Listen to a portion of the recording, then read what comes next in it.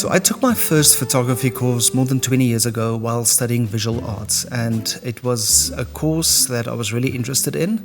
And I remember still going out buying my first SLR film camera, black and white film, and we developed the film, and we also developed and made our own prints in the darkroom, spending hours and hours in the darkroom. I wasn't really introduced to color photography until years later, but it was a movie or a film that actually captured my attention when it came to color. And the film was called Three Colors, or is called Three Colors Blue, and it's a film by Krzysztof Kieślowski. He did a trilogy, Three Colors Blue, Red and White, and I remember watching Three Colors Blue for the first time and really being like infatuated and captured and amazed by the way he used color to actually to evoke some emotion and to get the feeling across. And it was such a beautiful film that I really wanted to try and apply that in my photography as well. So today we are going to look at color photography, and we are going to look at color theory and how you can make it work in your photography. Just to be clear, this is a basic photography channel or course, and we're not going to go too much into technical details. If you want to watch videos like that or look for videos like that about specific topics, I'm sure you'll find a lot of them on YouTube, but this is just my ideas and guidelines and what I found that really helped me through the years in actually getting the fundamentals of photography together and understanding it as well. So I want to try to make it as simple as possible for especially the beginner photographer. So I'm not going to be too technical, and this is just my ideas and my guidelines. I want to thank you guys for all the comments and all the feedback. I really do appreciate it, and there were so many helpful tips and techniques, and please keep that going. So please, in the comment section below, if you have any questions or maybe some tips and ideas that I didn't think about, I'm sure the community would really appreciate that. Also, we have a little cheat sheet or a little booklet or cue cards, whatever you want to call it, in the description section below. So feel free to download that, and I'm sure you'll find it helpful, especially if you like on the run or if you just want to catch up on some of the basic photography tips or ideas that we have. So guys, welcome to Photo Fridays.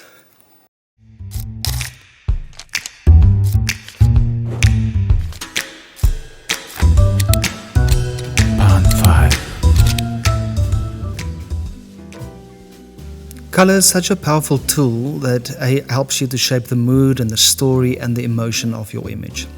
So whether you're using a digital camera or shooting film, understanding how color works can take your photography to the next level.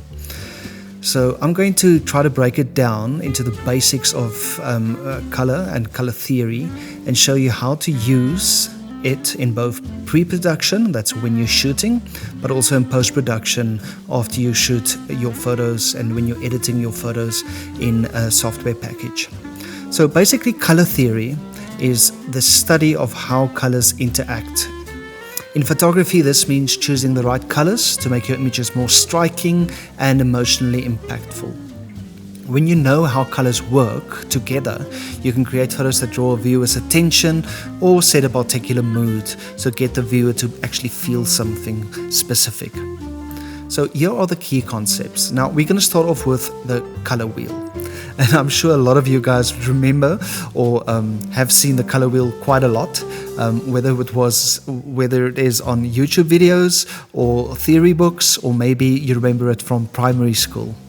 So the color wheel is actually a tool that arranges colors in a circle, and it helps you to understand how the primary colors work, how the secondary colors work, and how the tertiary colors work, but also how they interact with each other. And knowing the color wheel will help you to figure out which colors works well together. So first, let's look at complementary colors. Complementary colors are basically colors that are opposite each other on the color wheel, like red and green. And they can create a high contrast and make your image stand out. And then analogous colors. Analogous colors is basically colors next to each other on the color wheel, such as your blues, your blue-greens, and your greens. And this creates a harmonious feel and a very balanced look, and you find this in nature quite a lot. And then we're also going to look at white balance. Now, white balance is basically how warm or how cool your image will appear.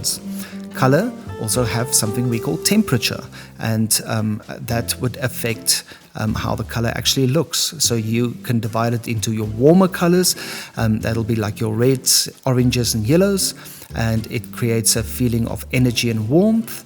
And on the other side of that, we have our cool colors. This is your blues, your greens, and your purples, and it creates a calm, serene kind of feel. So when it comes to pre-production, and this basically means before you shoot, there's a couple of things that you need to keep in mind when it comes to color theory. First thing is you need to more or less know what kind of palette you're looking for. So think about the mood you want to create and the feeling you want to create. So warm palettes, like I said, the reds, yellows and oranges, gives you a more welcoming, intense kind of feeling, while the cooler ones gives you almost like a mysterious, calm, serenity kind of feel. And then if you can, especially while shooting, it's always important to look for complementary colors, but also look for analogous colors. So see where you can find colors that's opposite each other on this wheel, but also colors that belong to the same family and that's next to each other on the color wheel. Also important, it's very important to consider lighting.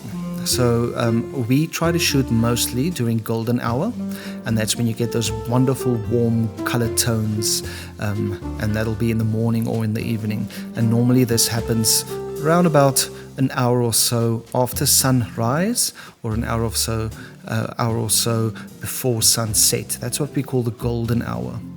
But there's also the blue hour, and that'll be basically before the sun rises, so an hour before the sun comes up, and then also an hour after the sun sets. And that creates more cool bluish tones and gives you a dreamy kind of tranquil vibe. So think about the background when you're taking photos, and think about your subject and how you can actually incorporate these color schemes into your photo before taking the photo. And then probably the most important thing is to set your white balance. Now, white balance is actually a setting on the camera that you can set, and to be honest, I keep this to the auto setting 90% of the time. And when it comes to adjusting my white balance, I will normally do that in post-production after I've taken the photo and editing the photo. But it's very important to remember to actually take your photos in a raw format, so you've got a lot of information to work with if you want to change your white balance at the end. So there's other things as well that you can use when it comes to color before you take a photo, things like filters on your lenses and gels on your lights or on your strobes, but we'll get into that a bit later when we talk about filters, and we'll discuss that. But I think for now, this is all you need to know before you actually take the photo when it comes to color theory. So let's talk about post-production. And this is after you've taken the photo and you are changing it in a specific software package. Now, for the examples here, I'm going to use Adobe Lightroom. It is a package that I pay for, but if you are a beginner photographer, there's a lot of similar packages that do exactly the same thing that we're going to do now. So if you want to maybe comment below and you want to say what software you're using, it'll be great for some of your fellow photographers to actually get those packages, especially if it's free ones. So once you've taken the photo, editing is where you can refine the colors and bring out the mood you want. So let's start with white balance. So white balance is something that basically helps you to correct any unwanted color cast firstly. So it might be like you have too much yellow or too much blue in your image, you want to correct that. And you can make your image obviously warmer or cooler by adjusting the temperature. That's basically what your white balance setting will do. The next one is your HSL adjustments. Now the H means hue, the S stands for saturation, and the L stands for luminance. So hue is the actual color, and here you can adjust the actual color like for example turning a blue sky into a teal kind of sky. The saturation would be how you control how vivid those colors are. So you can boost it for brighter colors or lower it for a more muted look. And then the last one, the L, stands for luminance. This is where you change the brightness of a specific color. And this can help you to make your subject stand out, or maybe to fade it into the background. That is your luminance. So that changes the brightness of specific colors. So obviously when you take a photo, you want to change the mood if you want to, but there might be some cases where you are briefed or you want to take photos and try to get those colors exactly the way you saw it with the eye. And you will use the same settings and you will try to get it as close to how the scene actually looked when you took that picture. But in some cases, you might want to adjust the saturation and the luminance to create a certain feel or a certain mood. And my best advice for you would be to experiment as much as you can. I'm not a big fan of over-adjusting photos, but that's the only way we learn. So if you want to play around with those sliders and whatever package you are using, I would push it all the way to the left or all the way to the right just to see exactly what they do. And then you would understand hue, saturation and luminance a lot better. Yes, you can learn so much by just playing around. Then one last thing, if you are one of the lucky people that are actually using a Fujifilm camera or the XT series cameras or the X series cameras, I've done some videos on that previously, but there's something really neat and very cool that you can use when using these cameras, and that's something we call film simulations. So film simulation is basically something that gives your digital photos that classic film stock look without using, obviously, film, but you're using a digital camera. And there's a couple of really great ones. If you guys are using the Fuji, the best way to actually get to learn them and see how they simulate these film stocks would be by taking exactly the same photo but by using these different film simulations and see what it does. So the ones that you will find on most of the Fujifilm cameras is something called Provia.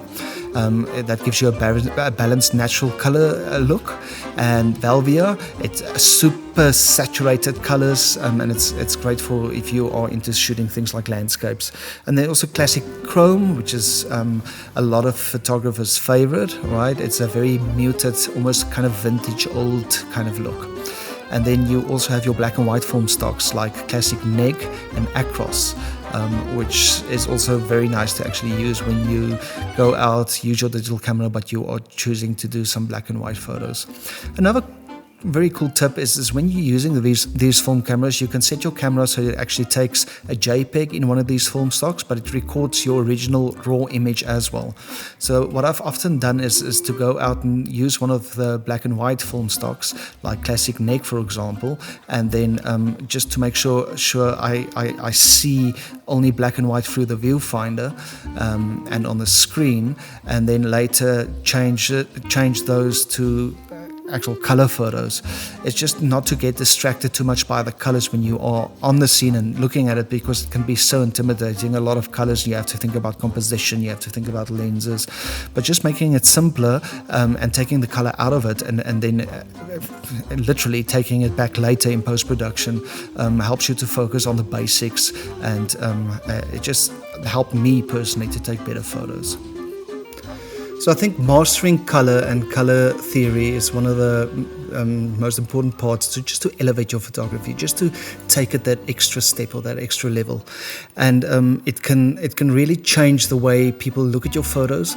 So from a lot of the photos that I would say would be my favorite photos, it's not necessarily the same ones that people might think is good photos, but I think it's so important to be able to tell a story and to evoke that bit of emotion in your photography, and by using color is just a great way to do that.